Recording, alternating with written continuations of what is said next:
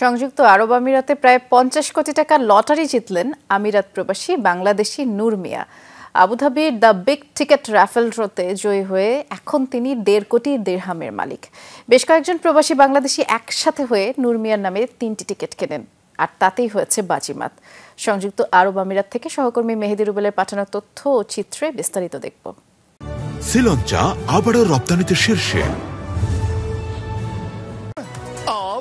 Our 15 million winner is Noor Shamsu Mia. আবুধাবির big ticket লটারির মাহেন্দ্রক্ষণ মুহূর্তেই বদলে যায় কয়েকজনের ভাগ্য। সে তালিকায় আছেন আমিরাত প্রবাসী বাংলাদেশি নূর মিয়ার নামও। লটারি জিতে ১-২ টাকা নয়, রীতিমতো ১.৫ কোটি দিরহাম জিতেছেন তিনি, যা বাংলাদেশি মুদ্রায় প্রায় ৫০ কোটি টাকা।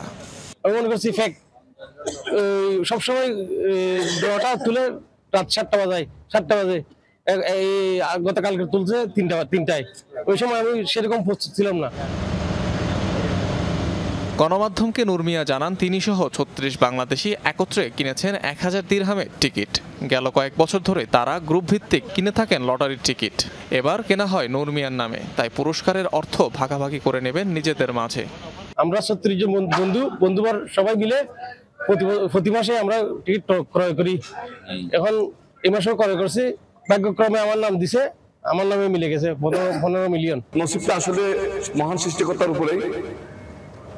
এখন আর এমন কোন অনুভূতি নেই কিছু ব্যবসা যেখানে করবো। সবচেয়ে বড় মানে খুশি লাগতেছে যেগুলো আমরা ৩৬ জন বেশি ৩৬ জনের ভাই ব্রাদার্স, মানে একই সবসময় একই সাথে চলাফেরা করি। এরকম প্রতি মাসেই অনুষ্ঠিত হয় বিগ টিকিট লটারির রাফেল ড্র, যাতে পুরস্কার স্বরূপ মিলিয়ন মিলিয়ন দিরহামের পাশাপাশি থাকে নামি দামি গাড়ি জেতার সুযোগ। অনিক রহমান, যমুনা নিউজ।